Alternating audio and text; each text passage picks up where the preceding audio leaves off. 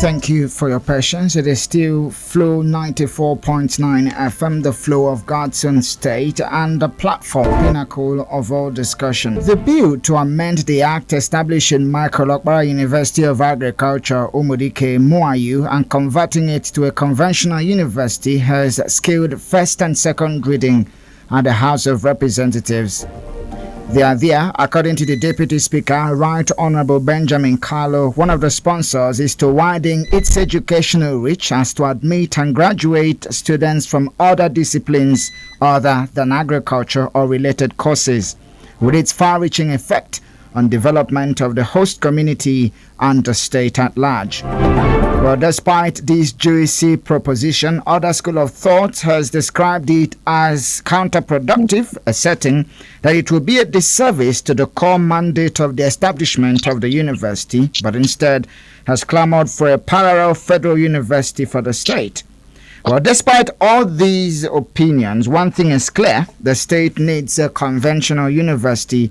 And on the platform, this particular segment of the program, we are going to be speaking to the member representing Southeast to the Northeast Development Commission and a former representative of representing Ikuano Omaha North South Federal Constituency. I'm talking about Honorable Sam Onwibo. Good morning to you, sir, and thank you for joining us. Good morning, Wisdom. Thank you very much. Let's take a couple of steps backwards, Honorable Sam. And you are at the forefront trying to get some of the courses that were delisted, management courses that were delisted back in 2017. And that has actually been done. I guess it gives you a sense of fulfillment to see that some of those management courses that were removed have now been reinstated in that prestigious university. Yes, it's a very positive development, and we are grateful to God. It was really a long journey, very, very, very long journey. But I'm grateful to God that we've been able to get to this point now where the courses are listed for restoration. And again, it's a good thing that, all hands were on deck to get this done. It took a lot of effort. Apart from my sponsoring the motion, debating it, getting the committee on education to sit on it then, and inviting the three vice chancellors, the National Universities Commission, the Registrar of JAM, and other stakeholders.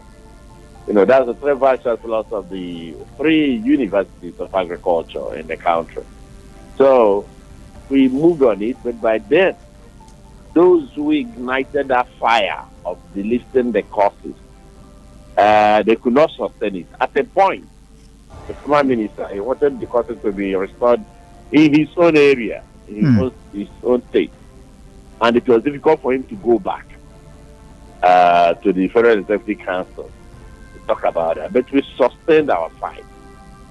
And we even went as far as holding stakeholders meetings around our area.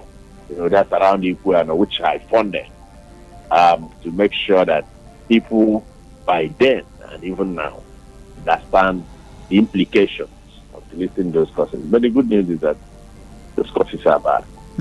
So, despite the fact that it was around education, it equally had political undertone in terms of delisting some of those courses. Yes, I think we can say yes, because even though they said by then that the leader didn't want to hear about economics or management, the University of Agriculture, was which I do not think was true. If about political undertone, I could also say yes, because these other universities, but is back before Umudike now. And that for me was not a good reflection. And I know that I had to engage with some people in the National Universities Commission to say, hey, you have to ensure that these courses are restored. I'm talking of something I did even after leaving the National Assembly. So allow these courses to be restored so that you don't create any appearance either of ethnic coloration or any other reason. There was no other reason why you should restore the courses in these other two universities. Still be telling, finding one story or the other to tell about Umudike. So for me, maybe I think it's something that was a little more than some people understood. So we thank God that I think that phase now is gone. I'm talking of things that happened not as certainly as last year, and by then I was no longer in the National Assembly. That's well over 2 years after I left the National Assembly. So we're happy that is going to be a very positive development. Oh yeah. Let's come back and talk about Abia State, and then equally talk about the possibility of having a federal university just to be at par with other southeastern states, that you can find multiple federal conventional universities there. Isn't it possible that Abia State can get a conventional university which is largely from the federal government? Isn't it possible? It's entirely possible. I like your question, isn't it possible? There's nothing that is totally impossible. My own Igbo name is Ifeanyi. Nothing is impossible for God to do. So anything is possible. So, but while you are saying isn't it possible, you are losing time. Can you imagine you refer to courses, motion that I sponsored on the floor of the House way back in 2017, and we dragged it. I'm talking of still talking about this. Yes. So it's better whichever one you want to do, you pray to God that you're able to get it done. So it's entirely possible to get a conventional university. Yes. But at this point, you are talking of a bill that has already gone through first and second reading. I'm very happy that you are following me on this journey. Yeah. But before we closing, Honorable, before we closing on the issue on the front burner in terms of Michael, can't you just educate us a little bit the process this could actually take if we are going to get a federal university up and running? Some of the major processes which we'll have to go through just to create that imagination of how easy or difficult that is. Okay, you mean creating a parallel federal university, yeah. Okay, in Abia. Yes, sir. So, like I said, my name is Ifeanyi. Nothing is impossible for God to do. Just know that. Use that as your guiding principle now in whatever you are going to discuss.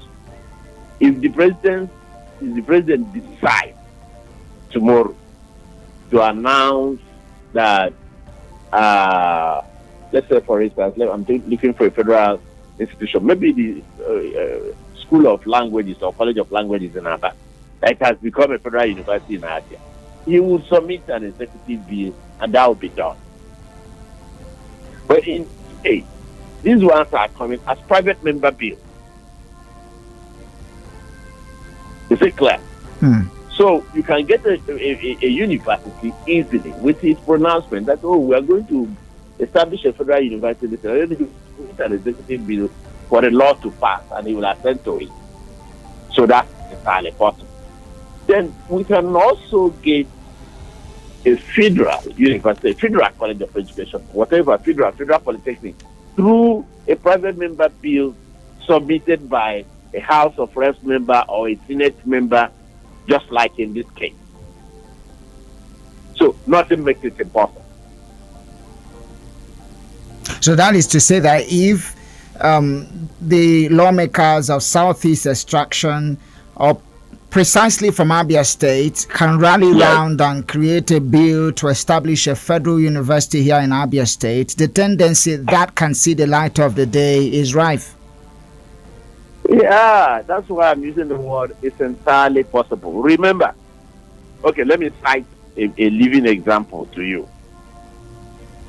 Now, the first time I sponsored a bill to have a climate change act in Nigeria, that was in the 8th Assembly. The bill passed through all the processes.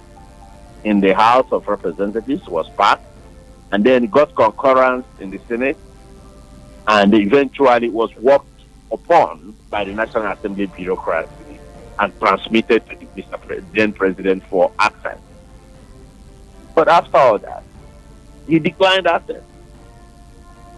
I had to start again. I was lucky to have been re-elected. I had to start it all over to submit that bill in the 9th Assembly. So what I'm saying is that it is just not enough to get the bill passed through the two houses and then worked upon by the National Assembly bureaucracy and transmitted to Mr. President for assent. But you can also use the case of the Southeast Development Commission, which was sponsored by the Deputy Speaker Benjamin Carlo and a few other legislators from the Southeast. This clearly is a private member bill that has become an act of National Assembly because it passed through all these processes, committee of the whole, and then, which of course is chaired by the Deputy Speaker in the House of Representatives, not the something in the Senate, and then went to Senate. I know the lobbying that took place. We got concurrence from there, and before it went to the Villa, and we continued to pray and beg and lobby until finally Mr. President, speedily sent it to the bill, and which has made it an act. So I've cited the instance of the bill I sponsored, which didn't go through during my first effort. In fact, before I sponsored that bill in the 8th Assembly, the bill had failed in the 6th and the 7th Assembly before I came in the 8th. So these are two instances that I've given to you. Okay. But even the Southeast Development Commission bill had a setback when we tried to sponsor it in the 8th Assembly. So it's entirely possible. All right. So let's now zero in on what is on the front burner, which is in relation to that bill sponsored by Right Honorable Benjamin Kalu and 6 others in terms of the conversion of Mouau to a conventional university. And if I have heard you clearly, you appear to be backing this particular bill. Tell us why. Yeah. Why are you backing it? Oh, I'm backing it because, one, well, we have a University of Agriculture there, which came into being in 1992, like I told you earlier, through the pronouncement of the then President Babangida. That's how it came into being. Before then, that place used to be School of Agriculture. I lived on that campus a long time when I was attending school there in Umudike. So you can see the transformations. And like I cited that instance of the languages colleges in Aba. If the president decides he wants to do something, he just makes a pronouncement and backs it up.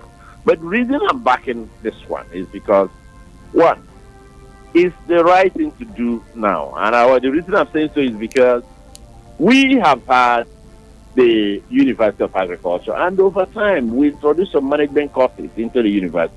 But you saw that people came around and said, no, we will not have management courses in this university. It's only University of Agriculture. And I asked why. It was difficult for them to explain it. The reason I asked why is because I have instances of universities in India, in Pakistan, even in Kenya. The one of Kenya, the University of Agriculture and whatever, technology, was established in 1994. This one was established in 1992. But that one in Kenya has lots of management courses that were going side by side the core mandate of University of Agriculture. But here, people said no, and they were still trying to do the thing of about knife and hoe farming without mixing it with management experience, technological experience, for you to be able to get to that level. Okay, we are not talking about climate smart agriculture. We want to do this kind of farming, we want to do this kind of agriculture for the benefit of the people. But they said no, they didn't want management. So why it is important is that you can also attach, for instance, we have had discussions with people that were expecting, hoping that we can convert the Federal Medical Center to a teaching hospital. You would do very easily if you have a conventional university. So for me, it is not something bad, and I support it. Another thing I want also to say is that Imagine the challenge that came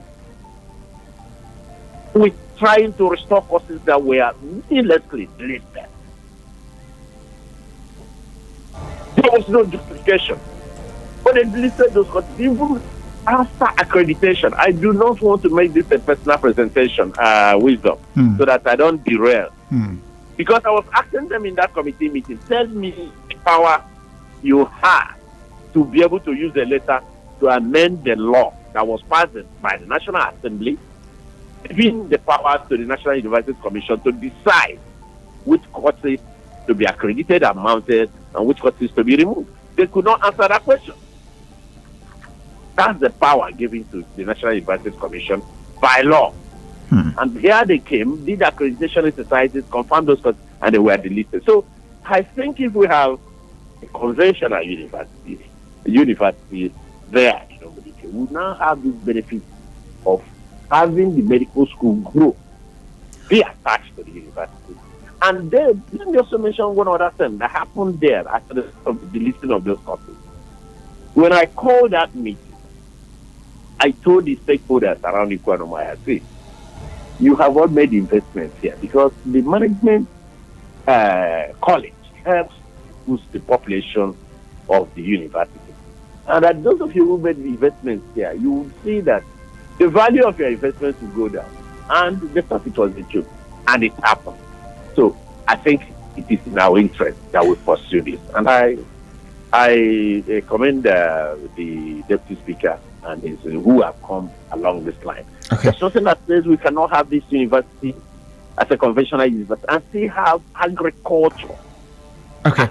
A key aspect of what they're studying. You've touched on something very key, and that is about the core mandate of the establishment of Michael Okpara University, like you stated in 1992 via Decree 48, specialized in agriculture and agricultural development and all of that. Some persons have concerns. And no, you read that decree again. I don't have it here, but I remember what happened. And it's either associated or related courses. Yeah. I think there's something that I don't have the decree before me, but I remember, reading that there. The reason I'm going this direction is some persons are anxious that if it becomes a conventional university, it is going to do a disservice to the core mandate of the university, and we have to be very truthful to ourselves. It has actually been phenomenal. I mean, Mouau in terms of agriculture, standing out across the southeast and of course in Nigeria and all of that. But having to make it conventional, the chances that all of this will erode, trying to handle different other courses coming alongside it, law, medicine, to mention but a few. Don't you have this concern yourself, or you think it can still handle all of them and still manage the core mandate of agriculture and agricultural development? Okay, fine. Now, see, when you bring those other courses along, it does not mean that you are not going to have study agriculture or do agriculture the way. Tell me which of these schools, even universities. Well, I know that a great job has been done in Abeokuta because I was a member of the House Committee on both tertiary and basic education in the 8th Assembly, and I was a member of the House Committee on Tertiary Education in the 9th Assembly. So during these periods, of course, I visited most of these tertiary institutions within the country. It's not going to take it away. But you should also know that there must be some wisdom. I've forgotten the name of this school in the United States, where they were also a University of Agriculture and something technology. But on finding out that they needed their products to be well-rounded individuals, they now changed their curriculum and said, you cannot graduate unless you did a management course. It's there. I can see for maybe at another time I find you the name of the school. That is, as you function as an institution, you evolve. And then you live with what is going on. I've talked about technology. I've talked about management being integrated. But at the point when they came and they listed those courses, they said no, that they did not need those. And tell me how you can do just agriculture. You are not integrating these other aspects of life today. Was there any wisdom in that? And of course I said no. Well, there was no wisdom. And that's why we fought the fight. So I don't think he's going to try. I don't think he's going to take away, the responsibility. Do not also forget that the National Roots Cross Research Institute there, established in 1923, has provided a lot of backup as far as anything about agri is concerned in this country and even beyond. Okay. Let's get to open side by side. Let's get to open the phone lines now and feel the pause of the listener, and I would want you to stay on the line so that one more question at the back end of the program and we'll call time 0808-226 949 or 08. You want me to stay? Yeah, I want you to stay on the line. Yes, 0808-226 949 or 0811-605-2949. We take a few reactions and I'll come back to you and we'll wrap up the program. Good morning and thank you for joining us. Go ahead. Our honorable member, someone need to God bless you, sir. Don't get the guy for the they call you from Mouau Umudike to service. Never relocate. Honestly, you have to count on the people. If we were talking about that parallel university, that conventional university, established, or add up to agriculture, National University of Agriculture. I still want to ask, those courses, in terms of if they have been implemented, then what of other ones who have studied in other schools? Has it been easy for them to be employed? That's the question. Not only for them to go to that federal house, that National Assembly, then asking for conventional university or making a university to become a conventional. But what I'm trying to say is not enough with those medicine, those laws. I think we have also. We have other schools here in other states that are studying that. Then I think go to the archives, then check whether those who are studying are they fully employed? Have they have the opportunity to be working in Nigeria? That's the question. Not only enough, you saying that the agriculture is going on. Remember the cost of that agriculture is for the agri. So for them to make it a conventional university, it's not going to go well. Honestly, okay. I don't see this why thank you. Pushing that. Thank so you. High time for him to have a conducive environment. Thank you. Sure. Thank you, Don Casey. Thank you, Don Casey. Thank you. Let's take another call. I'm sure there are so many persons lining up to share their thoughts. Good morning. Move away from your radio set. Good morning, Wiz. How are you? I'm great. How about you? Go ahead. Wiz, can you hear me? I can. Just go ahead. Okay. I am Mr. God Tamakuru, and I'm calling from Obama. You see, I really don't know the reason behind this very bill being sponsored by the honorable member in the House. Because there was a reason for establishing that university as a university of agriculture. There was a reason. And I think this new bill, now, if passed, will make mess of that reason, because there's nothing wrong in having Federal College of Agriculture, which does, we're thinking that colleges are not being done. But I was surprised when my son was admitted there to study engineering. So this particular move is not it's not necessary. You should have advised for establishment of another institution. Okay. Thank you for your contribution. It is not necessary. They should leave that school as Michael Opera, University of Agriculture. Thank you. And God bless you. I appreciate your contribution. Good morning. Thank you for joining us. Good morning, Mr. Wilson. Go ahead. Yeah, Reverend Moses from Ituvo, Malimo State. To me, it's a good idea. The conventional university is a good idea because I am saying that it will holistically draw the presence of the federal government into the state where those universities are located, and the funds there will be taken care of the schools or universities by the federal government. And I want our honorable members to push more for more conventional universities in this southeast, which will help us to be getting necessary abilities from the federal government, because the Southeast, I'm saying it holistically, that the Southeast have been neglected in all spheres of development and areas in Nigeria. The attention focuses on the North, how to develop North, and every other thing in university. As far as university is concerned. Thank you for your contribution. Thank you. We appreciate. This has to be the very last one. This. Good morning and thank you for joining us. Hello, good morning, Wizzy. Thank you. Name and location, please. Pastor Jix, I'm calling from Surimo. Go ahead. My take on the issue of converting Mouau to a conventional university, I don't think that is a better option. Let us channel the effort in creating or having another conventional university here in United States.